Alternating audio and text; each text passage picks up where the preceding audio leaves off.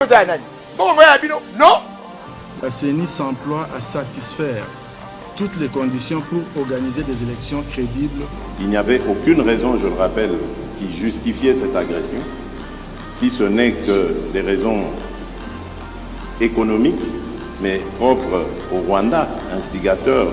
Ils ne peuvent pas tolérer qu'un régime puisse s'illustrer dans une barbarie. Pour nous, l'occasion de montrer notre indignation sur le complot de balkanisation du Congo.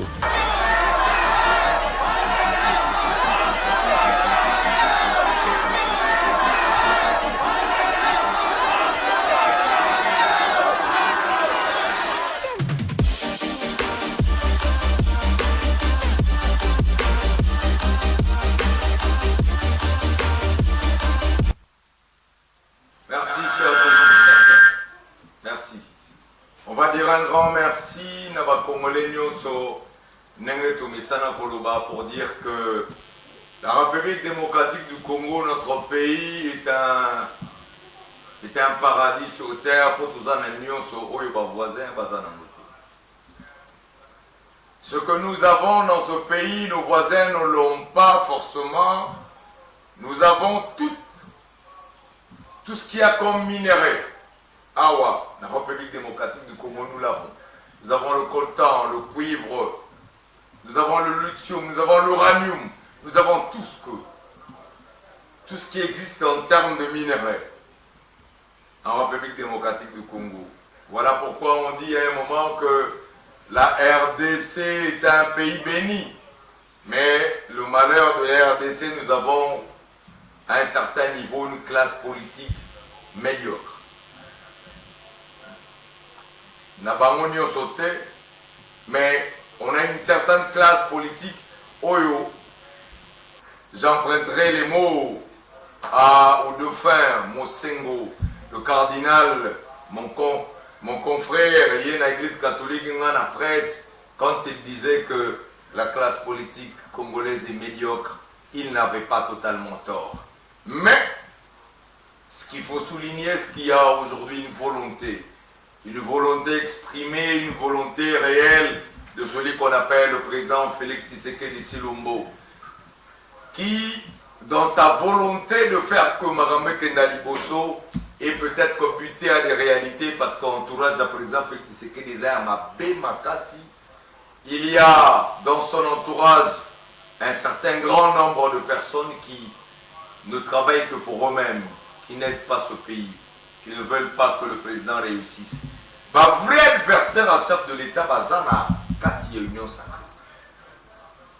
Les véritables adversaires du chef de l'État se trouvent dans l'Union Sacrée. Parce que tu les élus et Simbité. Parce que, Togolo Baboui, 145 territoires, il fallait aller un succès.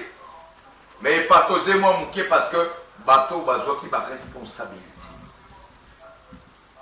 Au lieu de travailler pour que Congo, Congolais va gagner, on a vu beaucoup d'hommes autour du chef de l'État privilégier l'intérêt n'avant que l'intérêt à Congo.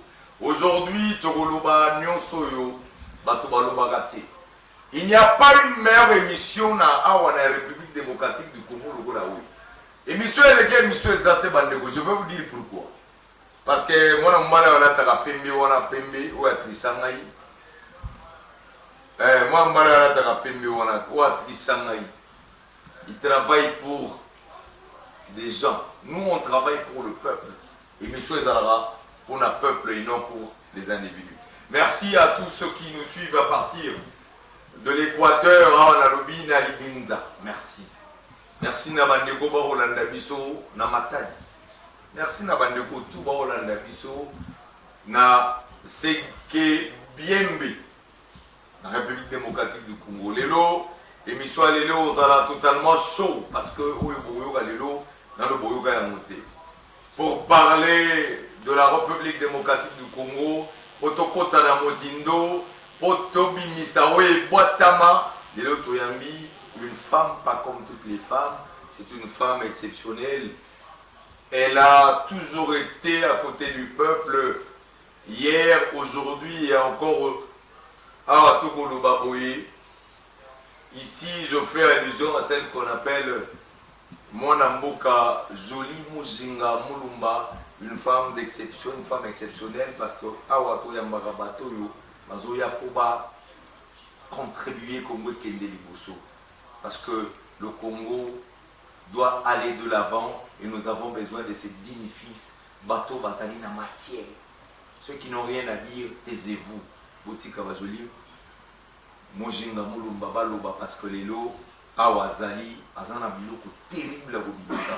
Mwanamboka Joli Mojinga Mulumba, bonjour et merci d'être sur ce plateau avec nous. Bonjour et merci beaucoup de m'avoir invité. Voilà, alors Toyambio les lois parce que Balobi Bassi Bazolo m'invité, Balobi candidature à Bassi, les femmes veulent être députées, Balingi parité Salema, mais Binomoko Negebo, Bozo, ça la fort mon côté, on va en parler avec vous, on va parler justement de la politique à Moka. Nayo, on va parler, Yamakambo Yozo Salayo Moko, on va parler de beaucoup de choses aujourd'hui.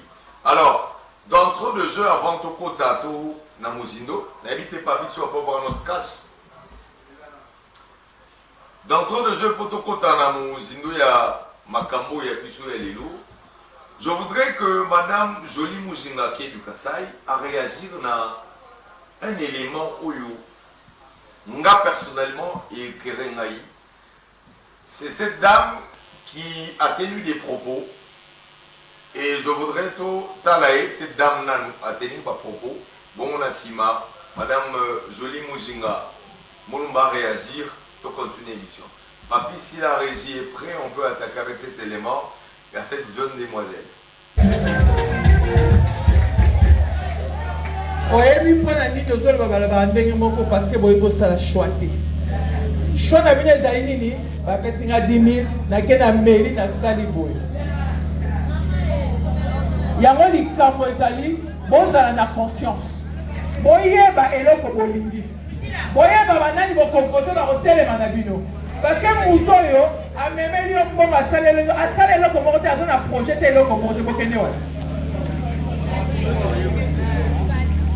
Soki na boité balo bakatengana mais soki nga ba poninga mwasi nazwa changu mobimba po ba yebiki na sa kapana. Po ba yebiki na sa ba onje na. Voilà. Alors la technique c'est caprice. Merci. Élément bomoni eza parmi ba éléments phares et miswa lelo to kozongela mo na mobimba pour découvrir comment Jolie Muzinga Mulumba bokanga bien Jolie Muzinga Mulumba alobi ba félité mais bo total nando élément ya ndeko alobi biloko moko qui choque mais to réagir na plateau. Allons-y. Il faut que les choses changent. Depuis que tu es là, mes gestions, intimidation, rien ne va au Kassai, c'est pire qu'avant. Excellence, Monsieur le Président de la République,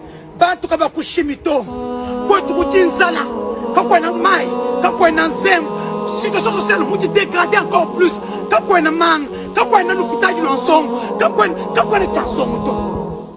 Pouvoir na biso baluba yo muswahili kanga munoko na yo soza muluba ete kanga munoko na yo et à pouvoir na biso baluba yo muswahili kanga munoko na yo soza muluba ete kanga munoko na yo et à pouvoir na biso baluba yo muswahili kanga munoko na yo soza muluba ete kanga munoko na yo et à pouvoir na biso baluba. Nous assure que Boyoki Makambo et Lubania. Je pense que awa na tchelema oyo nanko Boyoki biloko zolobama. Avant on a réagi na lingi Boyokana nous mon invité qui est aussi du Kassai. Est-ce qu'on est d'accord na malubu Lubania wa pouvoir oeza ya baluba, pouvoir oeza ya bakasayen, biloko e choka ki bato ebele. Madame Jolie Mulumba, Madame Jolie Muzinga Mulumba. Réagir, bon mot, to continuer l'émission. C'est vraiment regrettable pour un journaliste. Parce que dans que l'art de communiquer. Ceux qui sont journalistes, ils ont communiqué locaux, ils ont coaché Moboulou et ils ont l'ingité. Gouvernement, on a des abalubate.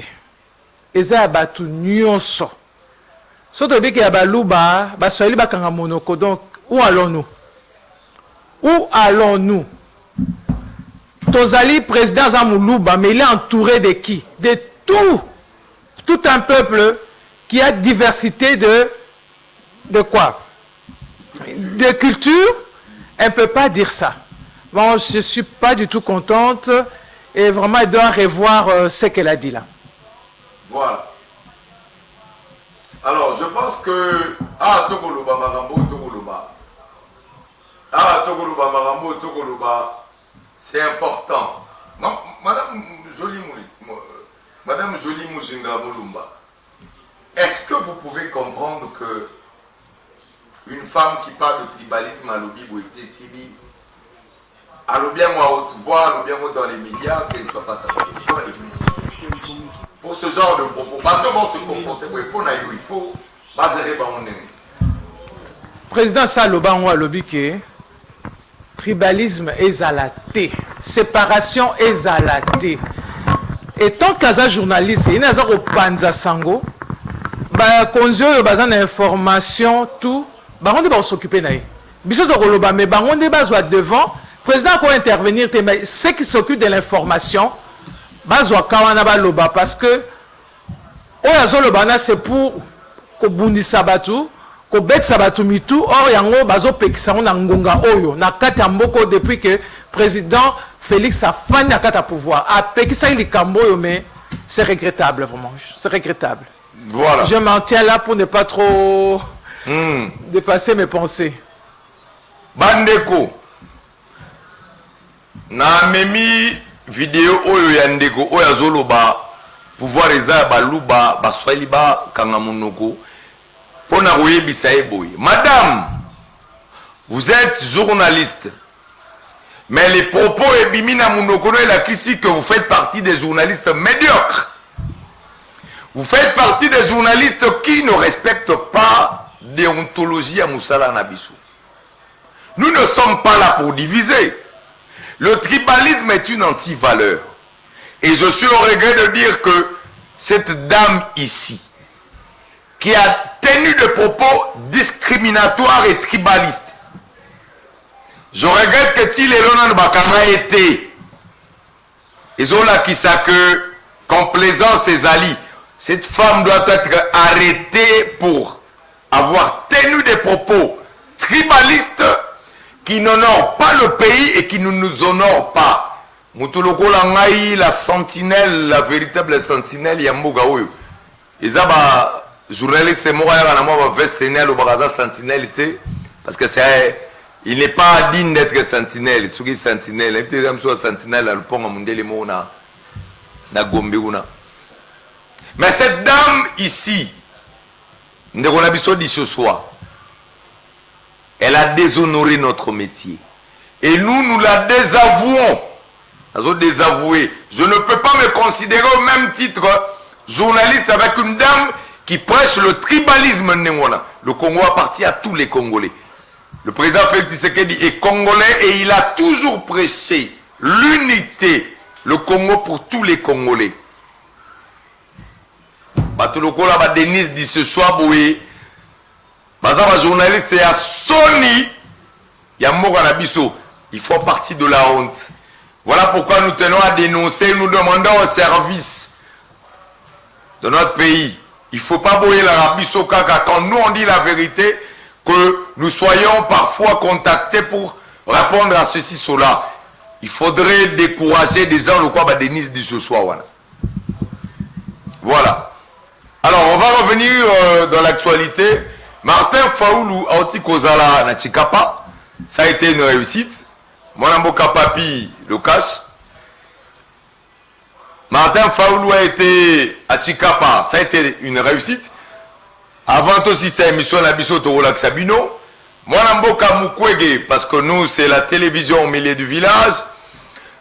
Le candidat Mukwege a préparé, il continue à organiser des séminaires de sensibilisation et Kalamingité a préparé une grande rencontre avec Bande Konabiso Bakongolais.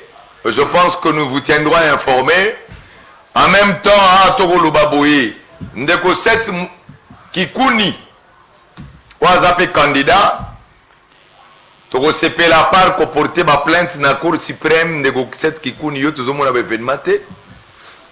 Ndeko 7 Kikuni, tout le monde est l'oroté, tout le monde a yo, Moutababeuse. Olingi Babilogo est un spectacle, la politique c'est pas du spectacle. On a besoin des gens qui viennent postuler pour Basala Moussala, Yamalunga, Basala na peuple. Tozomituna est-ce que c'est Kikuni Batou ya yo Basala wapi ou ba voter yo, oyozo estimé que gagner Batou. Notre antenne est ouverte, ou benga biso, goya, ou s'expliquer mais jusque là toujours luka place 7 Kikuni à Zangisaka Batou. On a l'impression que ce sont des candidatures fantaisistes. Voilà. Ça n'engage que nous, Mamna Lobio, la sentinelle du peuple. Alors, Maman Jolie, Madame Jolie Mujinga Mulumba, Nango Vandi Boye, tango tala la classe politique congolaise, ou tala ba politicien congolais. Au milieu de la ranini, tous en a chance à Moukié, nous sommes maudits. Nous avons des opportunistes, nous avons des affairistes, nous avons des ventriloques. La classe politique de façon générale. Ngana loba liboso que soki tolingi mboka na biso nde ekobonga. Bolingo pe eza na kati na biso totala ba profit na biso te totala ba poche na biso te totala mabumu na biso te et que ne vers l'avant. Il y a ceux qui font leur travail, mais il y a ceux dont je ne sais pas si ce sont des spectateurs qui sont là parce que balobi que vous peuple a poni biso to zale sikawana. Donc nous sommes là pour défendre le peuple. Mais qu'est-ce que nous avons par rapport à ça? Ceux qui font leur travail, bravo. Mais ceux qui sont là par fantaisisme, vraiment, ils ont mawamik. Alors, où les amis sont peuple, Togolobara, Louga, Togoloban l'air. Alors, tout à la concret. Madame Jolie Mouluma, Mujinga, citez-les, Sokoro Tangelanga 2 hommes politiques, Oyo Baza, selon eux, honorer le Congo. Bon, tout le monde président Abisso, hein, à tête le homme politique, hein, lui il est vraiment là, au Monique Azo, Sala et Lokoyoke, à défendre Mboka, à l'ingé qui est token vers l'avant. Hein? Bon, deuxième personne que je peux dire. Samalukonde. Il n'est pas au sala parce que Yaza c'est ma présidente. Yaza Liwana Bata. Non, il y a une conviction à Sala. Oui, oui, parce qu'il est là, il est en train de travailler. Mais Azo travailler, mais Moussa les hommes parce que oh baza pembene baza ko aider été.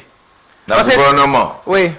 Parce que ceux qui ont au kondi, au pessimitindo, mitindo ne salamité. Et là comme on salamité, on s'en dénine que yonde aux soir. Mais il y a beaucoup de Samalukonde très effacé, hein. N'habitez sur mon interview, il y a redevabilité, tout ça Samalukonde a expliqué, Azotali Sabatou, n'habitez sur bien. On a l'impression que Samalukonde est très effacé, on dit à l'Ingamingi climatiseur, hein.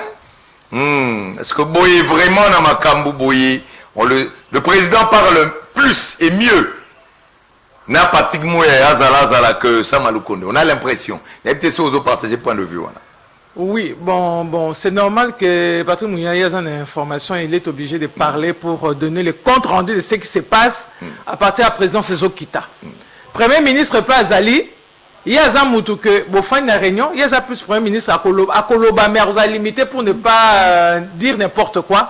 À ticket les bateaux, à Koloba les cam. Donc, le président et Kitinaye, Patrick Mouya a Zoramakamis Panzango. C'est lui qui s'occupe de l'information, c'est lui qui parle aux médias, c'est lui qui dit le compte rendu de tout ce qui s'est passé. Le Premier ministre parle peu.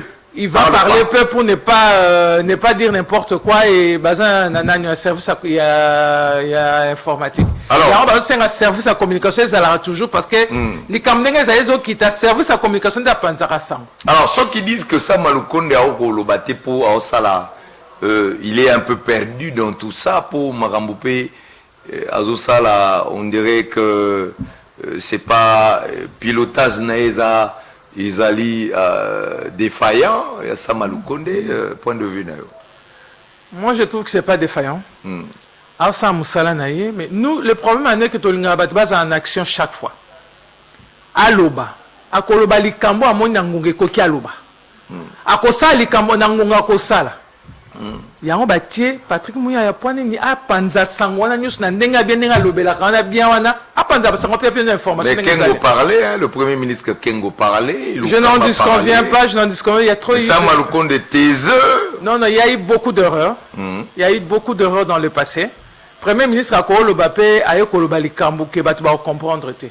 Mais Mouto a une informatique dans la communication. Il y a un Koloba, boyebi que nyos wa sala ke quitté panaye. Voilà. C'est comme ça que ça se passe. Mwanamboka Patrick Mouyaya, un communicateur hors pair. Batubele balenga qui a ça la rôle à Mende, mais attendez un peu. Comment vous reçoivez Moutouloua Patrick Mouyaya? C'est un jeune qui est conscient, qui aime son pays, qui est patriote. Azana lukuta na makilate. Bolinga ça le roi la mère Mende. Même la mère Mende a kosabiso mwamingi. La mère Mende c'était le champion de la défensive mensongère, Lukuta na Lukuta, la mère Mende. La mère Mende était capable de vous dire que t'es moni rougeau, ils ont un vert, mais bacha blanc. Ça c'est la mère Mende. Excusez-nous d'avoir quelqu'un comme Patrick Mouya qui vous dit la vérité. De dire les choses n'est ma maison kende, Patrick Mouya. Yes, ça va, bah on a tenu moi, bah mais, n'est-ce ministre à pêche. Madame Jolie Moulouma, ministre de la Pêche, on a habité, yoso yoga yazo salelo, on a habité par climatiseur, kota mwana mutuka. Est-ce que vous avez une idée à ministre de la Pêche Maramasala? Bana gouvernement et bandi. C'est vraiment ambigu na likambwana parce que je sais qu'autour de moi, bah nous sommes travailler na pêche, bah nyoso, tozo kaité, mais sera tant que atele ma poissa la makamne korosa. Le problème est que deux fois au koye sikamoko boba pesio, oye bibiente. Il faut se renseigner. Il faut avoir tous les dossiers. Ou bien à Koloba. Mais à Koloba, par rapport à ça. Il faut avoir des arguments pour dire à ces personnes qui sont devant toi. Il faut y aller à Koloba, la paix dossier aux étudiants très bien pour y aller. Il y a beaucoup qui se plaignent.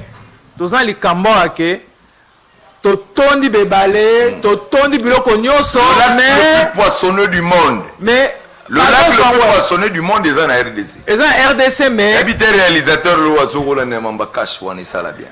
Donc, et ça, c'est que. Mission et Bissomo comme cher, ou raison où Talibanda, et ça moins cher. Vraiment, total et la likamwana, pour la famille Nabiso. Il est là, il a une famille. Mais est-ce que c'est incompétent? C'était Joli Mouloumanga une femme de vérité. Ah, Tokoloba Magambo, Tokoloba Makambo qu'on vit tous les jours, les actrices politiques, Batou Narayo pas Batou, au Tambolaka. Comment le Congo a le lac le plus poissonneux du monde? Et pas Iwapi Bambi, c'est Zokoufanagi Mobange Mbisi, avant d'y pêcher, avant d'y pêcher, bon.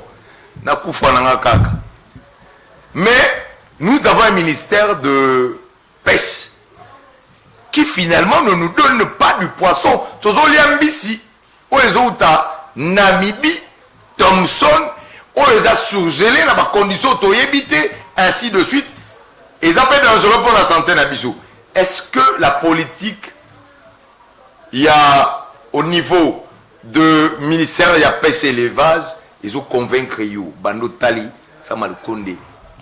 Oui, parce que Nazaki il y a 4 jours, Nazalaki na Batumuso Sona Bango. Bazo travaille, on sait que Bapé ça va bateau de pêche qui traîne encore. Bazo s'organiser pour les Cambouana. Ça vraiment, je peux le dire. Parce que ce sont des gens que je connais au Totanga na Bango. Ils sont encore en train de lutter pour un bateau de pêche. Dans les conditions qu'il faut. Comment un bateau ezali ezokoma. Une partie ezali salama d'ici peu et comme et où mêler un bateau? Ah, mais il fallait mettre tout en place. Hein. Il fallait mettre tout en place parce que Liboso est quitté et il devait tout mettre en place. Est-ce qu'on a mis en place? Qu'est-ce qu'on a mis en place? Bazo ça va arriver à Bazo bateau comment?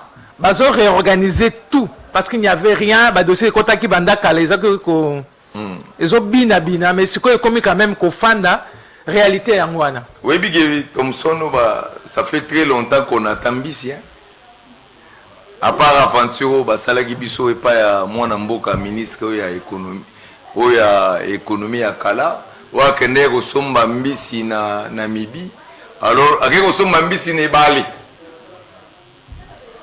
alors que en réalité mbisi ba somba ne balité il faut ko somba ba quotité ou ba pêcher et ça prouve encore que ba aventure les amingi il y a encore beaucoup d'aventures et que on souhaite que le président Félix Tshisekedi va resserrer na sentir naie incompétent, médiocre, va dégager rapidement pour freiner Moussa, la président Félix Tshisekedi.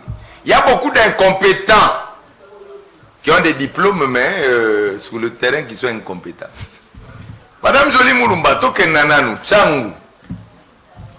Avant toko manon Tchangou, n'a habité papi, la kisabiso vidéo ya souka ozanango. Ou ezali, ya ezali vidéo ya sensibilisation. Il y a Moussala, il y a ONG, il y a Madame Jolie Moujinga. Oyo azali ko lutter contre drépanocytose to SS. Sport Mugezawana, total yango bongo expliquer biso bongo tokota na makamusu. Je m'appelle Samuel Matumona Kamalandoa. Je suis né le 24 juin 1978. Aujourd'hui, j'ai atteint l'âge de 45 ans. 45 ans et père d'un enfant de 19 ans. Je suis drépanocytaire SS homozygote. Mais dans tout ça, c'est Dieu qui donne, c'est Dieu qui reprend. Donc mon message à moi aujourd'hui, c'est un message d'espoir pour vous dire que Akufa Lobby ou bien enfant sorcier, ce n'est pas notre nom. La prise en charge, c'est d'abord vous-même, c'est-à-dire l'autre prise en charge. Vous avez un enfant malade, la première chose de faire, c'est quoi? Donner la totalité d'amour à cet enfant-là. Mettez-lui dans ses capacités, c'est-à-dire qu'il soit bien rémunéré dans la nourriture, qu'il mange bien, qu'il puisse aussi avoir ce médicament au point. Dans le cas de crise, nous demandons à ce que vous puissiez être toujours fort, parce que si vous n'êtes pas fort... SS est la maladie. Eza kindokité. Eza kindokité. Eza maladie lokola maladie nyonso. Eza maladie kindokité. Merci. Vous venez de voir Spot Oyo ezali kotali ça été. Ozana mwana azali albinos ndundu. Azandokité. Ndundu azandokité. Bolanda ba pasteur na ba église oyo ya lukutate. Ndundu ezali muto azangi pigmentation. SS eza kindokité. Ezate que aza condamné.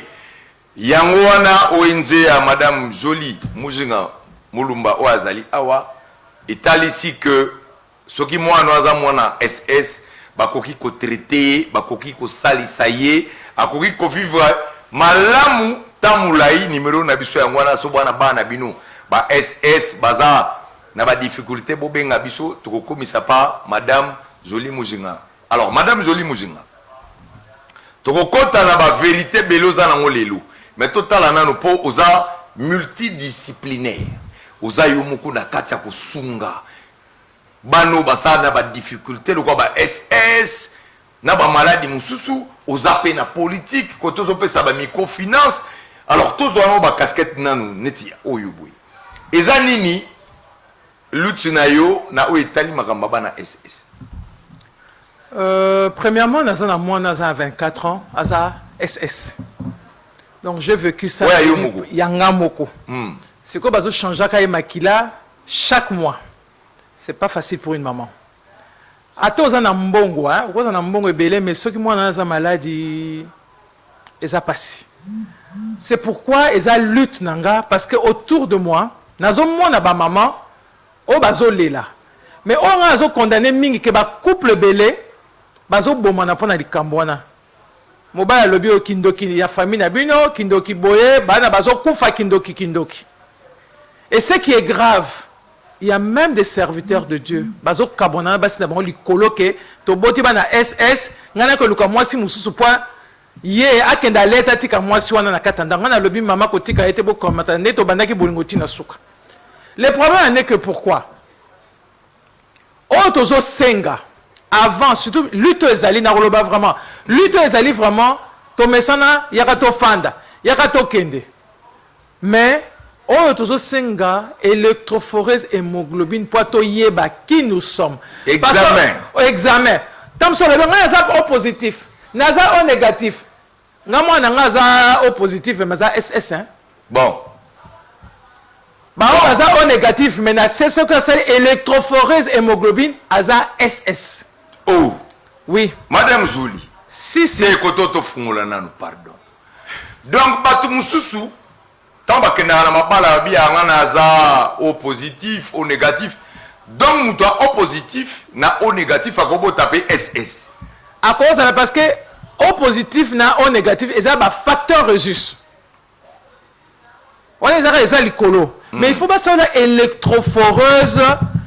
Ba yeba sokozali A, AS ou SS. Il faut que ça l'électrophoreuse hémoglobine. Électrophoreuse, il faut te bande gobo kangelogo. Bande gobo kangelogo yo. Boya ko benga batu bando ki pamba na ba famille ote tata mwasi. Sala examen électrophoreuse hémoglobine. Ata moi ça qui toko nenge nini o tai baba ça suki nenge nini debino bolingana ki ça sala nanu examen électrophoreuse hémoglobine voilà ezaka likamka za ça kaka ka bazio ka makila kana to ko sala ba prise de sang na mbala moko mais ça revient cher yango tozo bunda bitumba oyo on a sengaki na fondation ya Mama Denise ayamba biso pour la population surtout à Tchango dans les 4 coins. Et ça les moment que ils ont divisé parce que connaissance est athée. Donc on va les camona mais il faut surtout bien les médias de football relayer les camona pour la famille n'engezali na kati.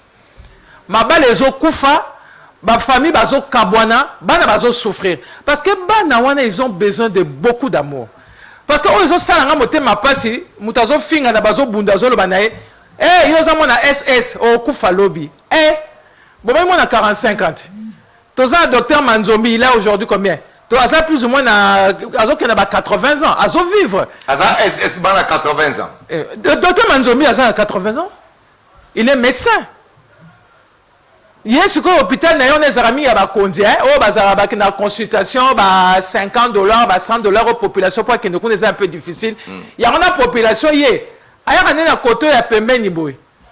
Mais ça, les Camerounais que, tozo bunanango, il y a Christelle Wanga qui se bat pour ça, mais bazo kaluko bazo yokati. Or, na 4 nabisos tozanango.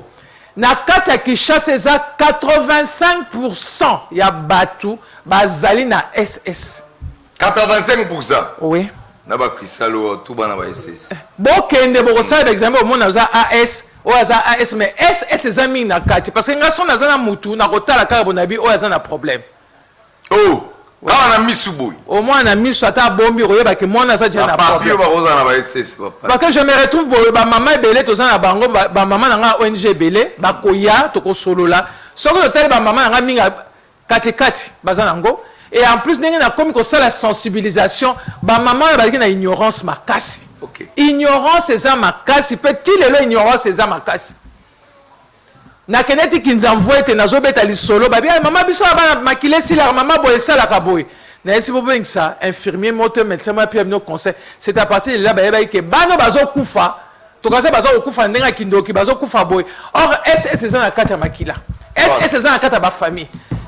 Donc, ça veut dire que Bandeko, aux alaka au positif, au négatif, au milieu kaka en bonne santé, et ça peut m'abaisser. Mais ça là, examen à électrophoreuse hémoglobine, parce que ça vous permettra, yakoyeba, ceux qui aux alina S moko, tozali A AS ou Tolali SS et oui banengene ya Roziram. Ne vous dites pas que tengane na vandi bunaza bien makasi makamone talinga ite talio. Parce que oyoke ya wanenge madame Jolie Muzinga lobi 80% ya ba congolais baza concerné. Ba goza la paix SS. Donc ça là examen, il y a hémoglobine, il y a électrophoreuse et hémoglobine. C'est très important avant au bala. Oui, bimsa bandoki pa pambate. Atano on amina ndoki to bimse ndoki na pa pamba alors que yonde ozoyokati. Le message est important, le plus grand message au Tokokangawa. Oyeutina ONG aide-toi, le ciel t'aidera. Il y a Madame Jolie Muzinga Mulumba. Olingo bala, ozamutu normal pour éviter okutana to sutuka na banda babimi ba SS. Ça l'examen, il y a électrophoreuse et hémoglobine. Voilà. Alors, dans la deuxième partie émission, tu as les solo ya Kisasa. Rapidement, hein, Kisasa. Madame Jolie Muzinga, Ozana Kisasa, est-ce que Kisasa, ça va? Propriété à bien? Est-ce que tant aux autres la Kisasa, boy, aux hommes a que administration, il y a Kinshasa, ça bien? Point de vue. Kinshasa, surtout Moulo, le Betty, ah, Maratron. Salteza. Bon, à lobby, on peut condamner le gouvernement, mais ngamo on a fani le bossa lopa on anga. Na tche salité. Yana le belaba maman nanga na batibaza autour nanga tang na tambolaka. Le bossa lopa on anga salité ezali. Na kolinga chef du quartier to bogumesa olongo langa salité wana. Ba maman zandu yomo kamati okombo lo tiki salité le bosso na yo. Salité wana, olo kombo la oti à côté. Otika liboso wana ba okumu ba maman bazo futa ba mbongo parce que na monaka chaque matin midi soir parce que ngamo nazali mama bilanga tango kitaka ozotala il faut ba sengo mbongo soki ya propriété soki ya sécurité soki ya nini ba mbongo wana nyoso ekendaka wapi pona Kinshasa ezala propre totambola na nzela otiki mutuka bazo senga boy mbongo wana ezokende wapi pona mboka na biso ezala bien il faut tous en avoir conscience pe bateau baza sur place bakenda bamboka bapaya batanga na mboka bapaya totambola souci mboka ezate donc yo mona mutu kono zotambola vraiment moni que saleté vraiment à gauche droite otambola pe le bien tenga na ko fanda kuna likolo nzela ngo poko malibosa lo pa on peut saleté ezali et là c'est que conscience faisons abiso mboko za abiso moko tous en a volonté pe bolingo makasi pona mboko papa voilà mboka olobi conscience faisala ça veut dire que moins conscience ezali hein te olobi conscience ezali inconscience ezako moins conscience ezali parce que libosa lo total libosa yo l'état et ton dit ordure la commune vraiment commune et ton dit salité libosa hôtel de ville à Kinshasa salité et puis bazo rasonite dans bata moranzela bibolo moranzela biso bakonzi. Un bon chef c'est celui qui sert sa nation.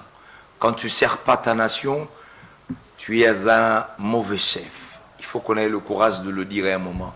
Kinshasa comme une salité ils ont ça la Sony oyo to comme na ngobiso ba congolais ba kinois na kota la nene le gouverneur Jean-Denis Ngobila n'a pas été en mesure ya kokomisa Kinshasa engenga nenge le cardinal Mosengo confrère nanga la lingaka mingi akufa pe à son âme moto monene ecclesia alobi Kinshasa engenga mais Jean-Denis Ngobila tango ya komisi Kinshasa et comme na bosotona et inda.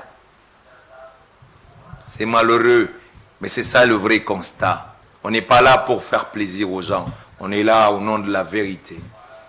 Alors, moi namboka madame Jolie Muzinga, ce qui balobi pe sa cote note na gestion ya mwana mboka ngobila sur 10 opesa combien 2 0,5 0 moins 12 ba moins 1 ou moins 2 opesa combien?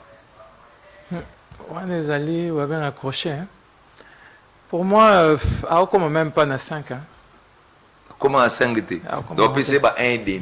Dans le bâtiment, mais comme on a 5 t. Ça c'est la vérité quoi. Qu'on se le dise. Voilà.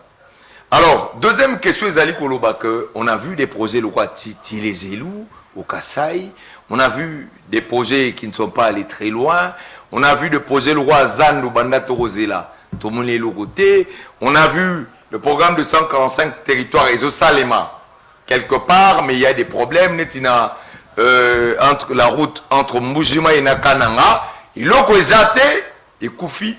La question qui se pose, est-ce que bateau Bako Yemba Mikolo Nyonso qui nous casse les oreilles tout l'ingé chef de l'État, ce qu'on t'a dit projet on a, êtes-vous convaincu que l'ingé chef de l'État tout est?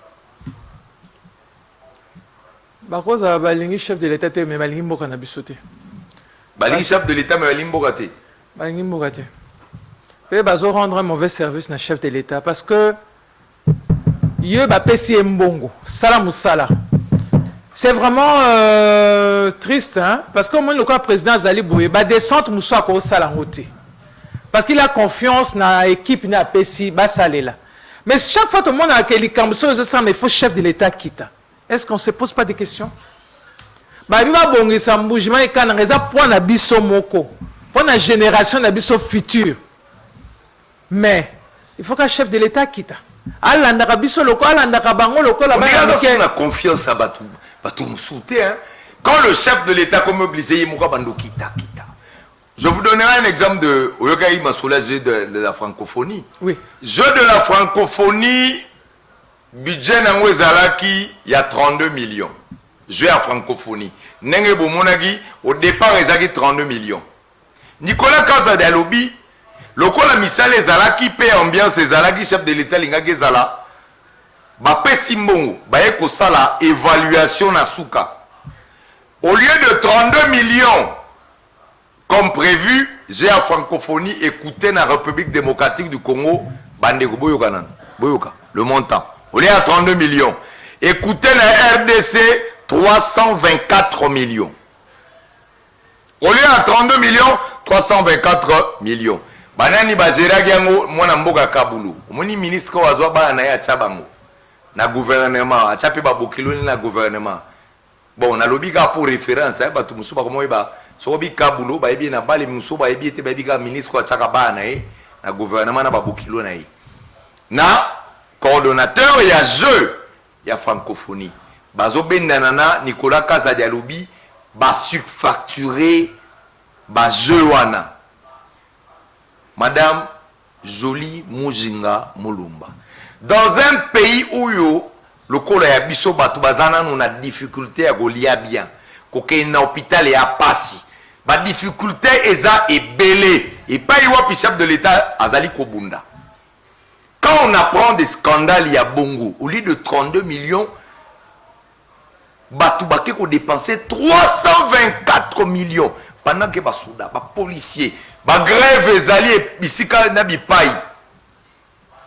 Votre réaction ozomi okaneni tango zoka ba homme politique ya modèle ba na Congo ba opié goleka même roi nani roi belge Léopold II et ça là qui passe parce que pour le moment on doit apprendre que batumsu ba futi bango na mté bazo le la rambo na jeu francophonie mingi na bazu ba mbongo na bango te. Beaucoup sont encore en train de pleurer parce que bazu mbongo te. Et ça passé comme moi j'ai dit qu'il n'y a pas d'amour parce que francophonie c'est qui réussite mais autant d'argent pourquoi bon ça peut Congo hein 324 millions. Oui mais que mbongo aso ba pesa ki ba bongisi Congo pe nyonso ba toutes les institutions tout et cause impeccable. Je me demande que autant d'argent pour peu bino bozumbo botie na ba poche. Tant bozo sala, tant bazo sala ngo. Moi j'ai toujours dit nga nazali awa. Na sali quand même na famille. Donc na ngaka famille ya kusenga mikolo nyoso. parce que bandaka balia bambongo lelo tokoma bakoma libanda bazozanga même mbongo ya kotia na kati ya kotia essence na kati ya mutuka. Donc ça doit dire ceci que yo fandi wana oliembongo pe oyoki souci à peuple te.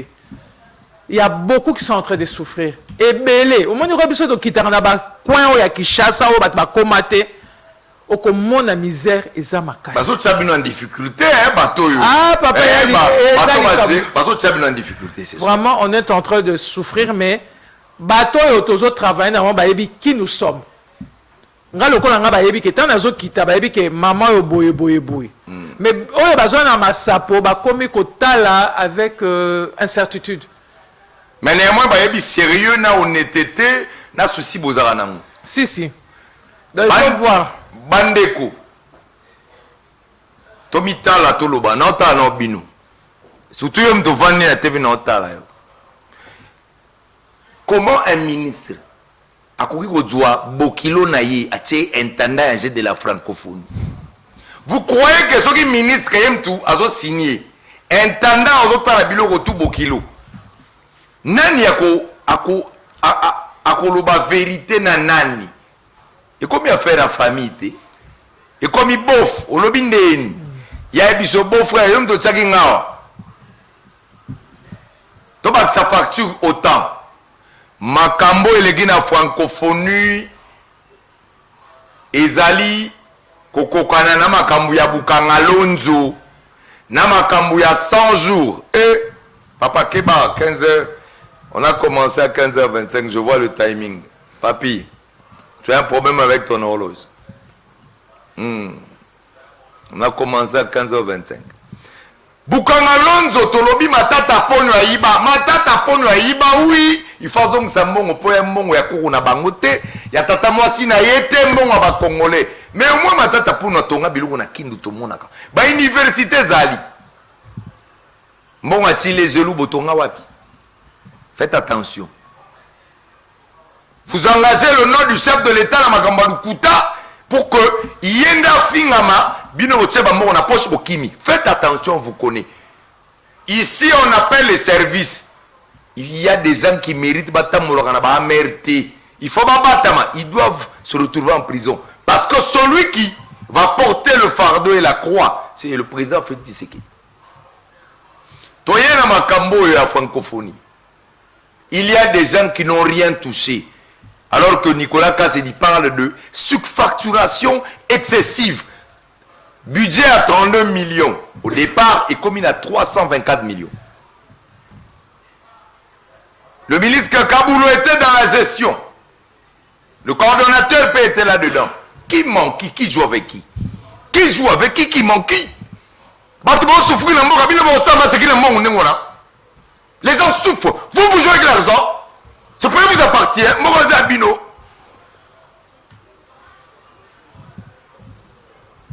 Que le président de la République, qui est l'espoir de ce pays, on attend qu'il sanctionne sévèrement Bilogou. Il s'agit de sa crédibilité, de son nom, de son honneur. Madame Jolito Kotana, nous rapidement, dans Makamu Yachangu.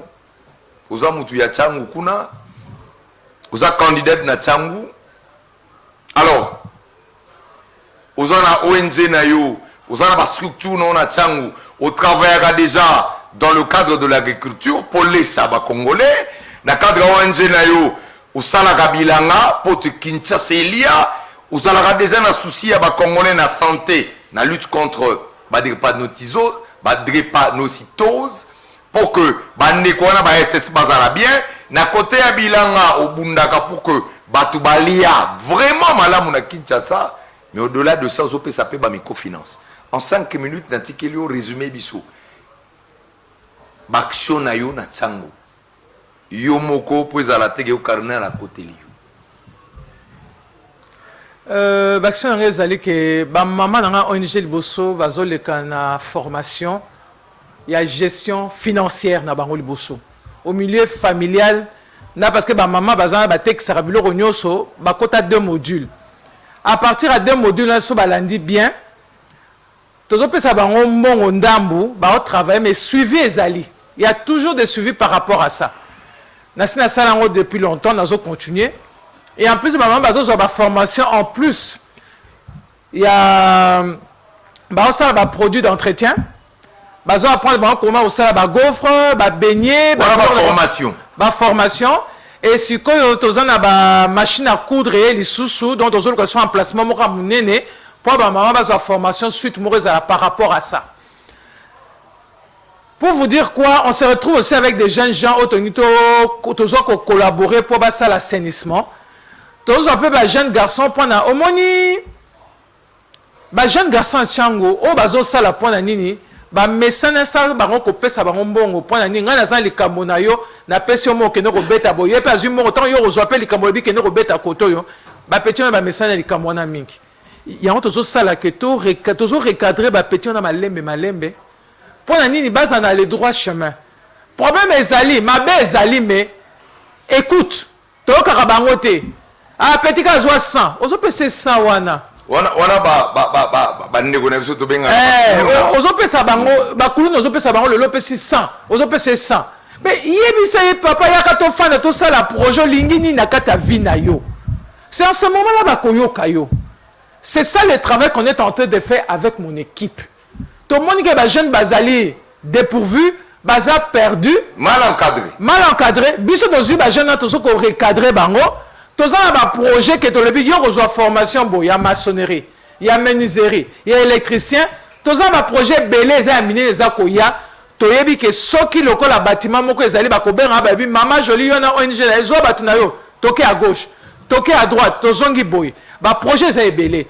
Et dire qu'on est confronté à ces jeunes-là. Comme un reportage, on est allé que un jeune, abaye pour la nuit, il a dit, bon, mais ça n'a boy. Biso le but au mesanate mais to lingi biso amine to fanda to le solution parce que c'est pas évident moi si le ko na fanda ba kuluna to zobeta li solo hein yeba kende ba ba mela rabilo na bango ba benda rabilo na bango ezaka ndenge zaleli na bango mais to lingi siko que to fanda to zo solo là to ba projet to pesa bango valeur par rapport à ça et les mamans qui sont là bazan ba terrain na bango agricole na pembe na Kinshasa to zo regrouper ba na ndenge ni maman za ba plate-bande na ye ngana pesi donc on fait la bilan. Parce que au lobby na biso boye oza na kati ba microfinance ça veut dire ozo aider ba maman pe ça bango fond au lieu pour na aider ba maman ba se prendre en charge ba sunga ba papa pour mboga na pasi na yo ko lobby ba formation kara yo yo limousinga mu non éviter kara yo sous sauter ozo pe ça ba formation ainsi de suite na o etali ba couper couture ba formation ya ko sala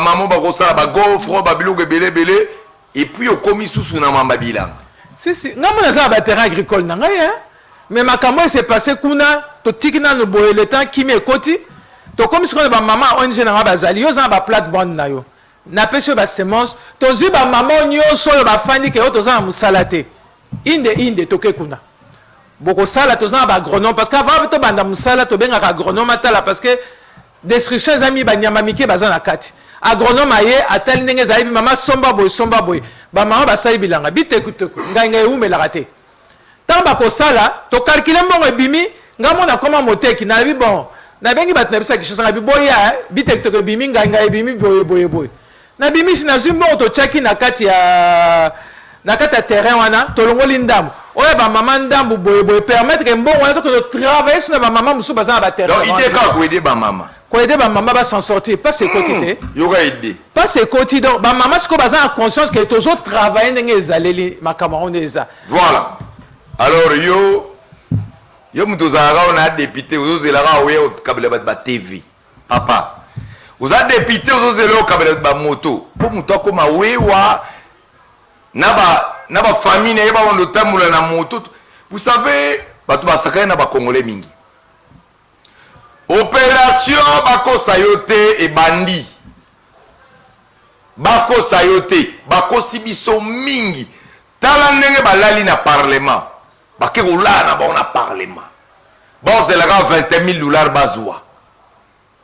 Bako Sibiso Mingi.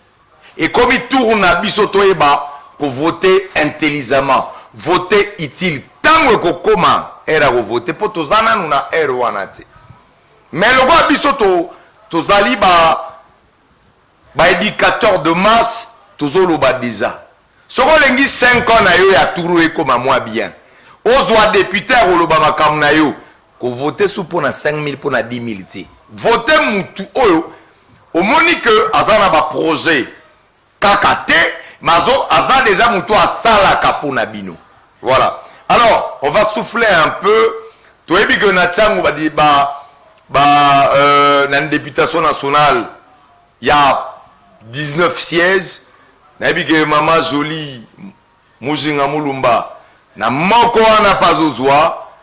Mais tu as vu que de Komoko Moussousou, Azo Salape Moussala Natchango, l'honorable Mariquette Moutinga, qui est une femme qui travaille, Nenge Maman Jolie Azo Salaboye.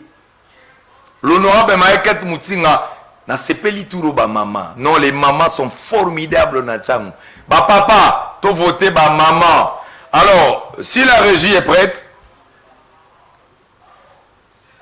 batindali biso ba élément et pas iwapi l'honorable Mariquette Moutinga abongisi wenze na kimanseke a sali forage et en même temps a sali saut de moto ya propre ya kitoko tala saut de moto ya modelo na kimanseke banda kimanseke zala kimanseke depuis plus de 50 ans nano bazwa saut de moto boité. On y va en image, to respirer un peu et puis to godzonga to silisa de mouton veut dire honorable Mariquette Moutinga lobby bana ya billet la bana ya mpanga on est là trop a petit saut de mouton donc eux ça saut de mouton 54 ans banda komina kimbaseke banda bora boye etonga maté oya saut de mouton veut dire ils appellent à deux bandes mutu kenzo mata monsieur ezo kende donc saut de mouton maman Moutinga ba lobby équipe à campagne de l'autre to palper du doigt nyonso yosalama awa nyonso eza na financement propre bore écouter eza boye 75 000 dollars américains Moutinga a dépensé à part wana bomona nzinga beteli ba mama ya koto wenze veut dire ba mama banoteka ndunda na se mito oyele garçon de muto mama mama asali bango ba mesa lobby ba ko tole yango ba tole ba so de muto yango ebetami ba ba osala nini depuis tout ba wotia ba passerelle la pamba pamba wana ma bende tala biso to sala so de muto mama Moutinga yo fo umela Moutinga très fort 3 fois aigle tabi 3 fois aigle nani wana mama Moutinga mama ya bande bongo pona wenze biso ba mama ba vevi to lelika pire même na biso mama Moutinga nanko ok auto gizi ya mose c'est côté liboka Merci. Je confirme avec Maman Mariquette Moutinga. Wana Kenza Komi. Fati Aza Béton. Papa Fati Béton. Wana Kenza Oyoga na Sangopona. Maman Kete Marie. Yeyo. Tala sotu moto. Mama zo sala misala boye boti. Ya moto. Modeste Moutinga. Autorité morale. Mariquette Moutinga. 3 fois aigle. Mariquette Moutinga. 3 fois aigle. Sika tozotika malo.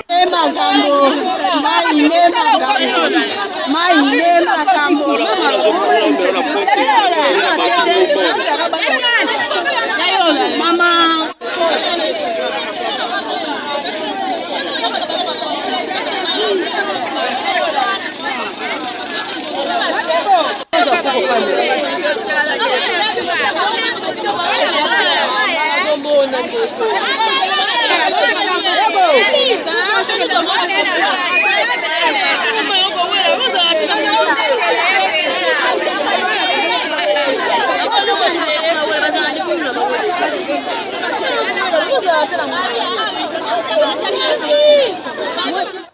Voilà, vous venez de suivre les actions de l'honorable Mariquette Moutinga, Bakso Ebele. Bakso Ebele, je suis en train de saluer les femmes politiques de la République démocratique du Congo. L'honorable Mariquette Moutinga, une femme exceptionnelle, une femme qui depuis Bavotaeti Lelo a l'embaté, pas l'embaraté. Vous avez vu plus de 18 forages, vous avez vu plus de 10 ponts, vous avez vu à Togolo Baboué, il y a des financements. Le plus important, c'est la campagne. Wante, le plus important est Rolingamboka. Et cette femme aime ce pays. Elle aime Tchangou. Elle aime Tsele. Yangwana Tokoloba, Botala est bien. Botala est trop bien. L'honorable Marie-Kate Mutinga, une femme exceptionnelle. Une femme de cœur qui veut changer Tchangou. Yébela. Merci. Alors, nous allons terminer cette émission, évidemment, parce que je ne veux pas être de mauvaise foi envers mon réalisateur, à Rose, pas problème. Nathalie Karanase, mais bon, voilà. Alors, l'honorable, la candidate, Jolie Mujinga Mulumba, cadre MCU, parti politique cher et à Moana, Bitinda Yaba Congolais, Jean-Paul Sivila Ilunga, Moana Bitinda, oh, papi, c'est quoi Fifi Masuka Nagata, Jean-Paul Bitinda? Oh. Jean-Paul Sivila Ilunga, Moana Bitinda Yaba Congolais, un homme exceptionnel, un homme qui veut faire du Congo un pays différent, celui qui presse l'entrepreneuriat pour faire des millionnaires en République démocratique du Congo. Lui, ce n'est pas un diseur, c'est un faiseur, parce que Yemoko Maramazote à Salayango. Merci au président Jean-Paul Sivila Ilunga, le moine habitinda Congolais. Un message avant de terminer cette émission, mon amboka. Jean-Paul Sivila, parce que à Poninga, na MCU, pour que je sois une candidate na Tchangou, donc il a confiance en moi. Je lui dis merci pour sa confiance. Penakoloba na peuple congolais, total athée. Oh, bazo pesa biso lelo mais total avenir n'engezaleli. Parce que lelo ba peso eloko moko boye après les 20 ebele ba kosuka na ba continuité. Boza en confiance et à batu oh bazo travailler na bino. Oh ba lingi bino. Merci beaucoup de m'avoir reçu sur votre plateau. Voilà, alors papi, on va terminer avec quelques on va remercier d'abord la très distinguée, moi je l'appelle la très distinguée Jolie Mujinga Mulumba. Bolimbi Sangai, Talingai, Sanangas que moi, Itali Pebinota. Tant on a décidé de bien la très distinguée Jolie Mulumba, Talibino. Distinguée parce qu'elle est avec le peuple. Elle fait des choses exceptionnelles pour le peuple. Alors, on va terminer avec quelques 3-2 dédicaces. Il y a ma partenaire. Je veux dire un grand merci, un très grand merci. Surtout quand il faut parler de la politique en RDC, infidélité, manque de sérieux, kimouyibi, manque de loyauté. Non, tant on a manque de loyauté. On se rappellera l'honorable Aubin Mina Kunzala Nzoko. Un homme qui est resté avec Kabila, qui est resté à côté de Kabila, qui est resté loyal, constant. Un homme qui est resté imperturbable. Parce que pour lui, la politique, ce n'est pas de l'opportunisme, mais c'est plutôt une question de conviction. Un grand merci et un coup de chapeau à l'honorable Aubin Minakou. Le Congo a encore besoin de lui. Sans oublier, ici je voudrais citer celui qu'on appelle le Fumu Yabanga Moyo. L'honorable Néron Mbungu, le Fumu Yabanga Moyo. L'homme qui a dit non à la bêtise. L'homme qui a dit Kinshasa Ezayaba Kinois, Torondi Mabuzo Bate. Merci à l'honorable Néron Mbungu. Mukolo idéologie Banga Moyo. Merci Pascal Sala de la paix. Route de la paix, c'est la route, il faut dénommer en gros, route Néron Mbungu, Fumu Yabanga Moyo, parce que c'est grâce à lui. Alors, on ne terminera pas cette émission en disant un grand merci à celui qu'on appelle Pierre Tembele. Pierre Tembele Yaba Tembele. Pierre Tembele Yaba Tembele. Motomoko bien, un homme politique différent qui veut faire du Congo un pays différent. Pierre Tembele Mayeta. Le président, il y a regroupement politique A25, président, autorité morale, il y a CDDE, Baché Maële pour que Fachi Béton a gagné avec une grande majorité dans le Parlement. Bango bazana regroupement, il y a moi Namboka Fifi Masuka. Papio Lingaki Fifi Masuka Monae. Et Tchano Fifi Masuka. La gouverneure la plus exceptionnelle de la République démocratique du Congo, Yéyo Fifi Masuka. Azope sa cour, il y a que gouverneur. Génération Nyo Seroyato, il faut balanda likolo ya Fifi Masuka. Elle donne cours par son savoir-faire. Merci à M. Sili. Je veux dire un grand bonjour à Topé Salamotena. Plein d'ensemble, merci Pichen. La très distinguée, Yeyo, Jolie Mujinga, Mulumba, Bokanga Longi au trou, Bolanangwa, Bokangangu. émission oyo ya lelo Loa. Qui vous a dit que ce pays appartient à qui que ce soit? Mbongo Zanani. Mbongo Yabino? Non. La CENI s'emploie à satisfaire toutes les conditions pour organiser des élections crédibles. Il n'y avait aucune raison, je le rappelle, qui justifiait cette agression, si ce n'est que des raisons économiques, mais propres au Rwanda, instigateur. Ils ne peuvent pas tolérer qu'un régime puisse s'illustrer dans une barbarie. Pour nous, l'occasion de montrer notre indignation sur le complot de balkanisation du Congo.